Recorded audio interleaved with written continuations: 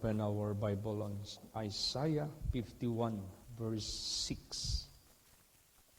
Praise the Lord. Lift up your eyes to the heavens and look upon the earth beneath.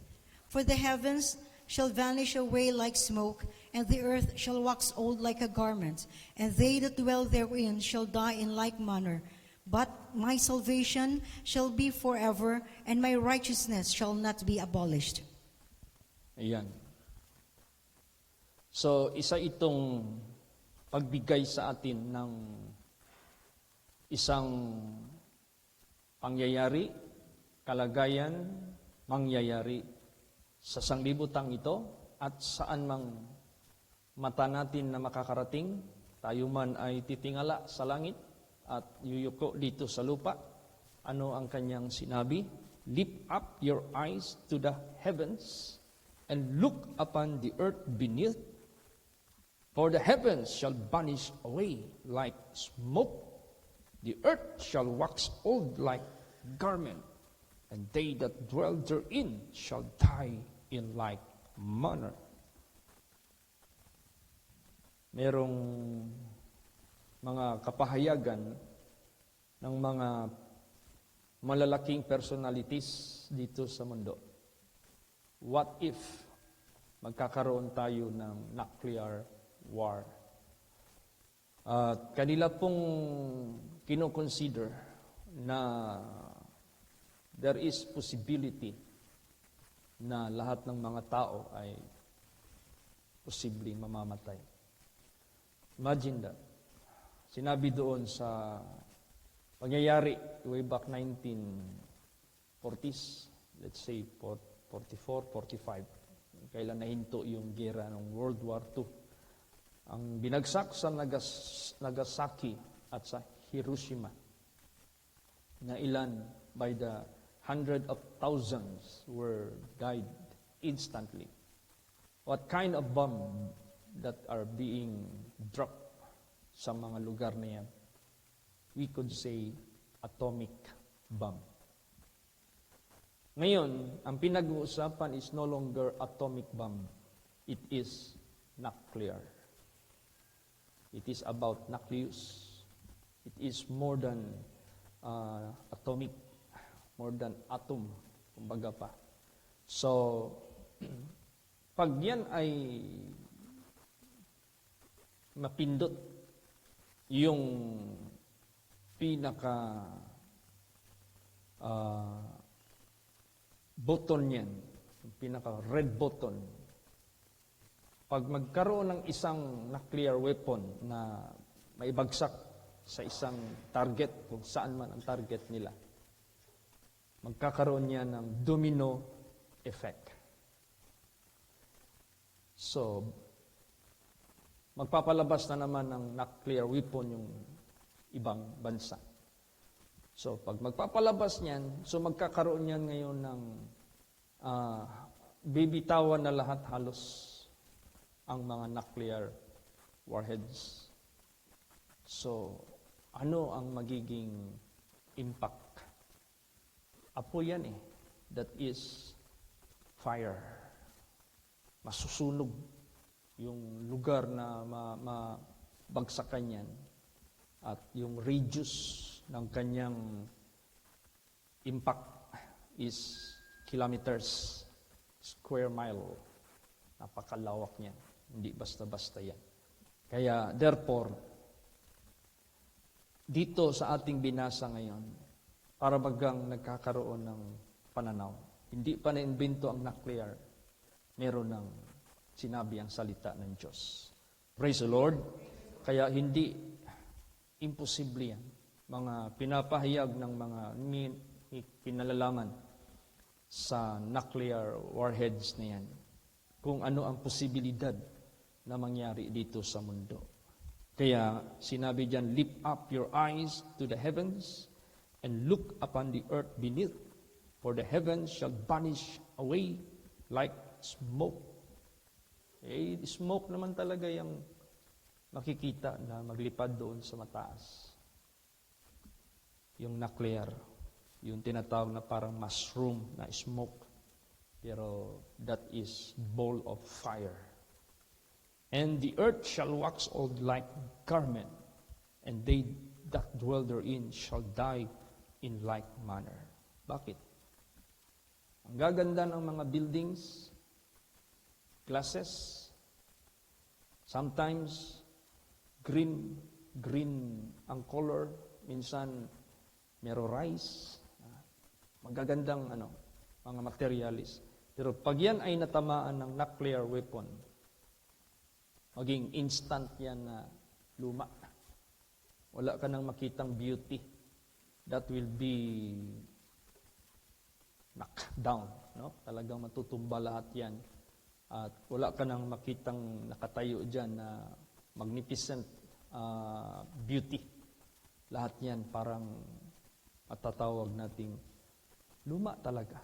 Yung old city na nakikita ngayon ng mga buried cities, luma, wala nang kwenta, wala na. So, instantly, ganun ang mangyayari. But they that dwell therein shall die in like manner. Walang makakasurvive niyan. Hindi basta-basta. O, ipalagay na lang natin, meron kang underground, tawag yan, bunker. Mag-store ka doon ng pagkain, let's say, will make you survive around 4 months. Wala na. After 4 months, saan ka ba pupunta? Paglabas mo, wala tindahan. Paglabas mo, sira na lahat. Paglabas mo, amoy na patay ng mga tao. Paglabas mo, ghost town, wala na dyan. So, kainin mo yung laman ng mga tao para mabuhay ka. Mahirap. Kaya sinabi dyan, they that dwell therein shall die in like manner. Pero, huwag tayong magtakot, huwag tayong mag-alala, huwag tayong mabahala. But my salvation shall be forever. My righteousness shall not be abolished. Yun ang kagandahan. Yun ang kaibahan ng nandyan sa Panginoong Diyos na hindi nakipagsalamuha sa kasalanan, karumihan, kadiliman ng mundong ito. Magiging peculiar people ka. Kumbaga pa, God will set you aside from the common people of this world.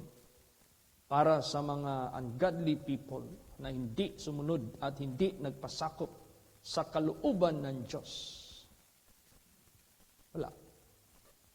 Yung sinabi dyan, tatakbo ka, sasalubungin ka ng magpapatay sa iyo. Yung pera mo, tatapon mo na yan sa lansangan. No one which is able to spare you from destruction. Pero sa mga anak ng Diyos na nanatili dyan, whether you are dead or alive, merong kaligtasan. But my salvation shall be forever, and my righteousness shall not be abolished. Kaya, napaka-importante ng salita ng Diyos, ng righteousness ng Diyos, na ito'y pininiwalaan natin, sinabuhay natin, hindi yan magpakailan pa man, mahuhulog sa walang kabuluhan pagdating ng panahon. Praise the Lord. Basa pa. Isaiah 40:26. Praise the Lord. Lift up your eyes on high, and behold, who has created these things, that bringeth out their host by number. He calleth them all by names, by the greatness of his might, for that he is strong in power, not one faileth. Yes. Sino yung magliligtas sa mga ililigtas niya? Siya yung nag-create ng lahat ng bagay. Siya yung nagpalabas sa lahat ng mga hukbo by their number. Siya yung tumawag sa kanila by their names at sa kanyang kadakilahan at kalakasan. At he is strong in power, none, not one faileth. Pag magliligtas ang Diyos, sigurado yan. Walang magpe-fail kung sino ang iligtas ng Diyos. Kaya diyan natin makikita na itong mundo at ang kalangitan na sa ngayon ay nag-i-stand pa sila, tumatayo pa sila. Nandyan pa sa kanila yung beauty, nandyan pa sa kanila yung strength, nandyan pa sa kanila yung power. Darating ang panahon, what if mangyari yung nuclear war niya? Yung dinescribe dito sa first chapter and verse na ating binasa, like a garment na luluma. At lahat nandyan sa kalangitan like a smoke that vanish away. And all that dwell therein sa earth shall die. Mawawala yan lahat. Pero, saan nakatuon ang kaligtasan ng Diyos? Basa. Psalms 8:3 hanggang 4. Praise the Lord. When I consider thy heavens, the work of thy fingers, the moon and the stars which thou hast ordained, what is man that thou art mindful of him, and the son of man that thou visitest him? Yan. Nagbigay na nga ang Diyos ng pagkakataon para ang tao maligtas. Matiis man ang Diyos mawala ang lupa at ang langit, hindi niya matiis ang tao ay mapapahamak. Subalit kung tayo naman, tao, na pinagkalooban niya ng pagkakataon na huwag mapahamak, kung tayo naman ay hindi mananampalataya sa Kanya, matutuloy ang kapahamakan na gusto ng Diyos iligtas sa buhay natin. Kaya, tandaan natin ito. God will cause this earth and heavens that will pass away. Pahintulutan niya yan. But He is not willing that any man shall perish. Pero kung ayaw naman nating maniwala, tuloy ang kapahamakan. Kaya, meron tayong pagkakataon, oportunidad, na hindi mapapahamak, kundi makaangkin ng kaligtasan. Kahit anuman ang campaign ng sanglibutang ito, yung tinatawag nilang Save the Earth, Save the Mother Earth, kahit ano pang gawin ng tao, this earth can no longer be saved or spared from vanishing. Napawala na ito. Basahin pa natin. Isaiah 34 verse 4. Praise the Lord. And all the host of heaven shall be dissolved, and the heavens shall be rolled together as a scroll, and all their hosts shall fall down as the leaf falleth off from the vine, and as a falling fig from the fig tree. Tingnan mo, gaano hiningtulad yung langit, and all the host of heaven shall be dissolved. Siguro, magkakaroon ng chain reaction. Pag magkaroon ng sunog yung isang dyan, magkakaroon ng chain reaction yan, sunod-sunod na yan. All the host, anong host? Pag sinabi mong host, that is multiple. Pag sinabi mong host, that is sometimes innumerable. Hindi mo mabibilang yan. Pero all the hosts of heaven shall be dissolved, and the heavens shall be rolled together as a scroll. And all their hosts shall fall down, and the leaf, as the leaf falleth off from the vine, as a falling fig from the fig tree. Minsan, may mga nagpo-post dyan sa FB or YouTube na ini-imagine nila, what if a big asteroid coming from outer space shall drop hitting the earth. Mahulog tapos tatama sa earth. Yun na yung pinakita nila na magkakaroon ng tidal wave, magkakaroon ng earthquake, magkakaroon ng fire, magkakaroon ng cosmic disturbance, mayayanig. Ito pa kaya, all the hosts of heaven shall fall. O di ba? Mas matindi. Ang imagination lang ng tao, isang asteroid lang nababagsak. And it will create major damage dito sa earth. How about all the hosts of heaven that will fall? Mas matindi yan. Kaya, dito na lang tayo sa Diyos because His salvation is forever. And He will never fail even one. Kahit isa, hindi siya mag-fail sa mga anak niya na sumunod sa Kanya. Praise the Lord. Basahin pa natin. Psalms 102:26. Praise the Lord. They shall perish, but thou shalt endure. Yea, all of them shall wax old like a garment. As a vesture shalt thou change them, and they shall be changed. Yes, lahat magkaroon ng pagbabago. What kind of change that will happen instead of becoming new, becoming old? Imbis na mababago, para maging new, maging luma. So, ibig sabihin yan, this earth is bound to old or like old garment. Maluluma yan siya. Pero ang Panginoong Diyos, He is forever. Praise the Lord. But ang Panginoong Diyos, He will endure forever. At lahat na sumunod sa Diyos. Kaya nga sinabi diyan, but he that doeth the will of the Father abideth forever. Yan ang ibig sabihin yan. Kaya huwag nating bitawan ang ating pananampalataya at pagpapasakop sa kalooban ng Diyos, sa kabanalan ng Diyos, sa katuwiran ng Diyos. Be not conformed to this world, but be transformed by the renewing of your mind that you may prove what is that good and acceptable and perfect will of God. I beseech you therefore, brethren, by the mercies of God, that you present your bodies a living sacrifice, holy, acceptable unto God, which is your reasonable service. Yan, dyan tayo patuloy. Hindi lang natin mapansin ang takbo ng panahon. Darating din ang katuparan sa lahat na nakasulat sa Biblia.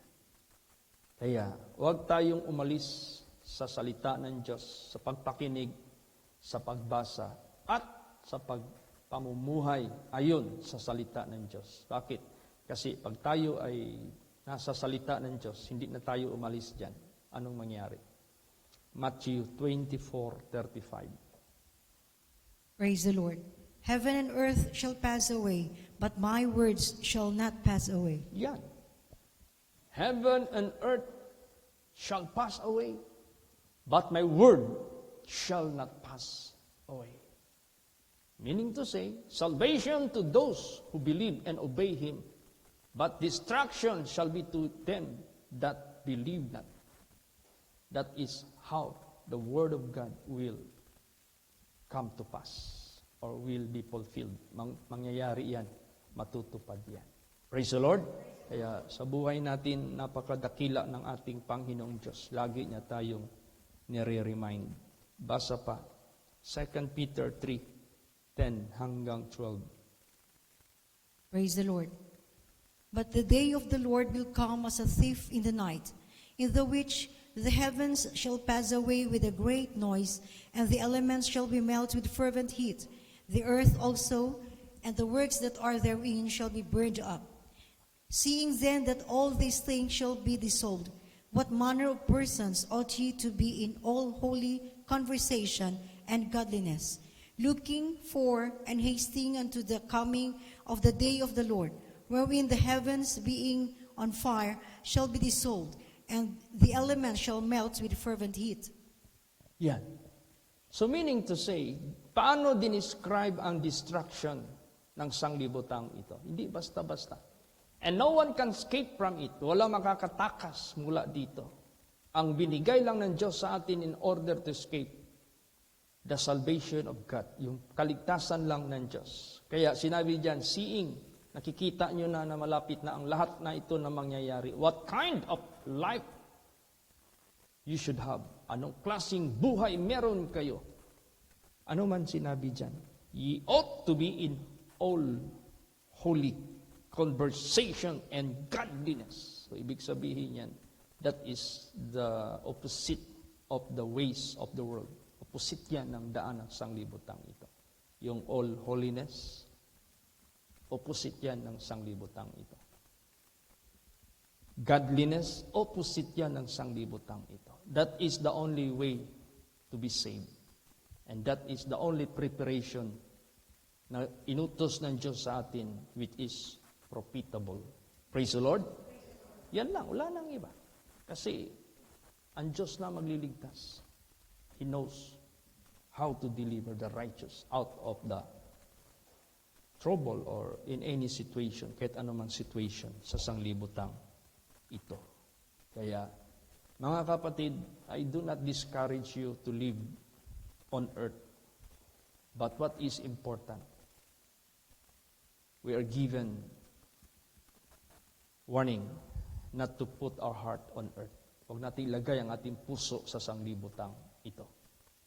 Ano man yung ipapagawa ng Diyos sa buhay natin, as long as it is belong to the Lord, do it habang milakas pa tayo. Do it habang may buhay pa tayo. Praise the Lord. Kasi yung gawa natin na ginawa natin sa Panginoong Diyos, that will never be in vain. Hindi talaga yan mahulog sa walang kabuluhan. Ano pa ang description ng mundong ito? Basa. Isaiah 51 verse 8. Praise the Lord. For the moth shall eat them up like a garment, and the worm shall eat them like wool. But my righteousness shall be forever, and my salvation from generation to generation. Ayan. Tingnan mo. Pinapahayag, pinapakita, hina-highlight ng Diyos kung anong meron dito sa sanglibutang ito. If you choose the world, you have tribulation. Bakit? The moth shall eat them up like a garment, and the worm shall eat them like wool.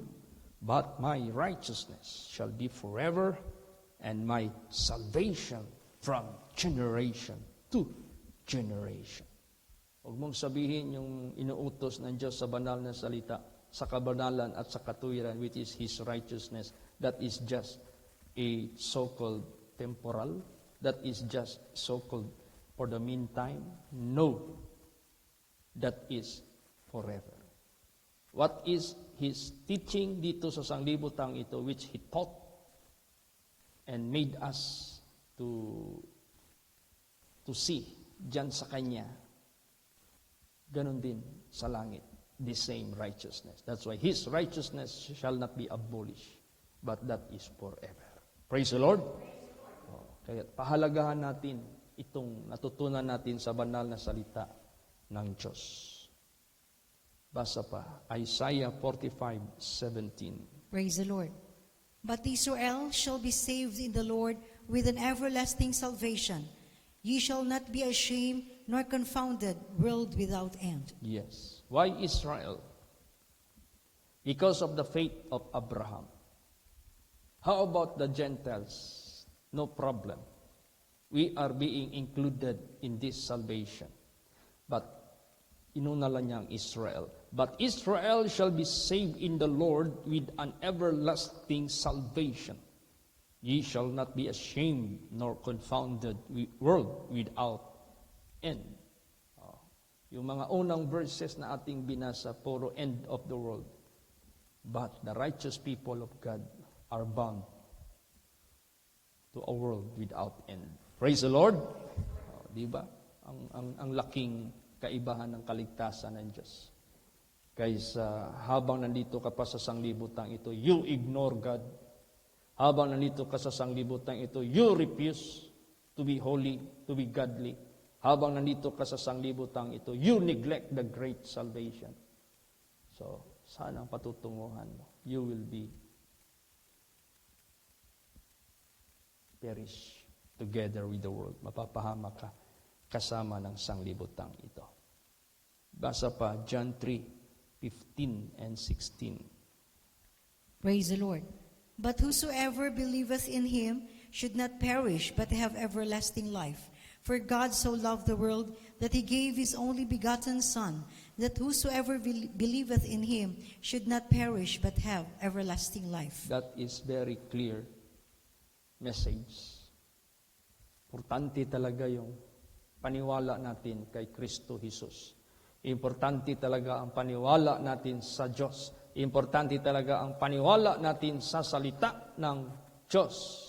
At pag yan ay ating pinaniwalaan at ginawa sa ating buhay, then you will not perish, but you shall have everlasting life. Basa pa, John 5:24. Praise the Lord. Verily, verily, I say unto you, he that heareth my word and believeth on him that sent me hath everlasting life, and shall not come into condemnation, but is passed from death unto life. Yes. Itong mga sinasabi ni Lord Jesus Christ noon, sometimes people which heard it, yung nakarinig nito, parang passing lang sa kanila. Sometimes they, parang bagang, ano ito? Is this true? Is this just a matter of word of encouragement, but this is not really true? Ganun ba? Totoo kaya ito? Baka imagination niya lang ito. Baka guni-guni niya lang ito. Baka sinabi niya lang yan sa atin to flatter us. No, it is true. Kaya nga sinabi diyan, verily, verily, I say unto you, he that heareth my word and believeth on him that sent me hath everlasting life, and shall not come into condemnation, but is passed from death unto life. Di nila ma-imagine, how could these things be? Paano mangyayari yan? Praise the Lord. Pero that is true. Pero sa atin dito, who is being enlightened, it's very clear. No doubt. Walang pag-alinlangan. Basa pa. John 10:27 hanggang 29. Praise the Lord. My sheep hear my voice, and I know them, and they follow me. And I give unto them eternal life, and they shall never perish, neither shall any man pluck them out of my hand. My Father which gave them me is greater than all, and no man is able to pluck them out of my Father's hand. That is how assured, ganon kasigurado ang pagliligtas ng Diyos. It is immovable. Hindi kayang yanigin. It is, we could say,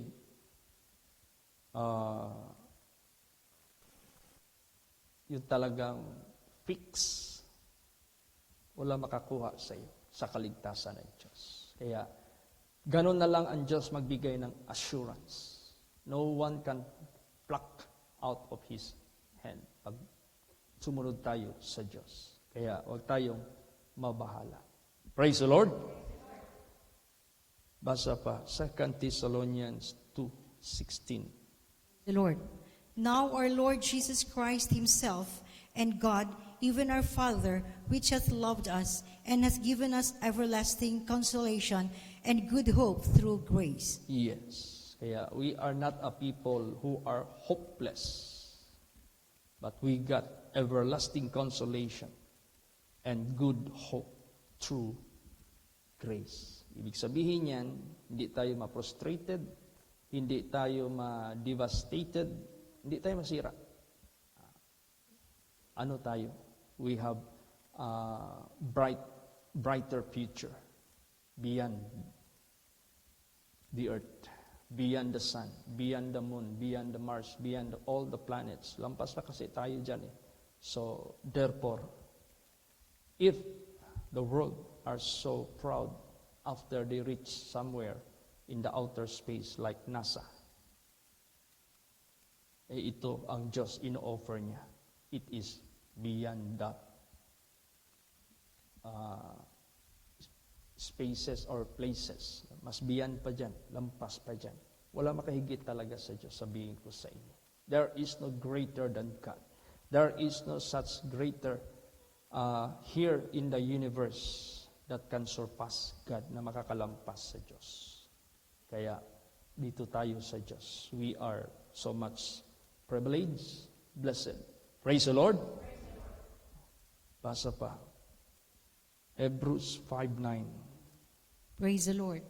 And being made perfect, he became the author of eternal salvation unto all them that obey him. Yes. Not only who believe him, but obey him. Imagine that. And being made perfect, he became the author of eternal salvation unto all them that obey Hindi lang yung maniwala ka sa Kanya, para kang si Satanas. Satan believed that there is only one God and tremble, but he does not obey God.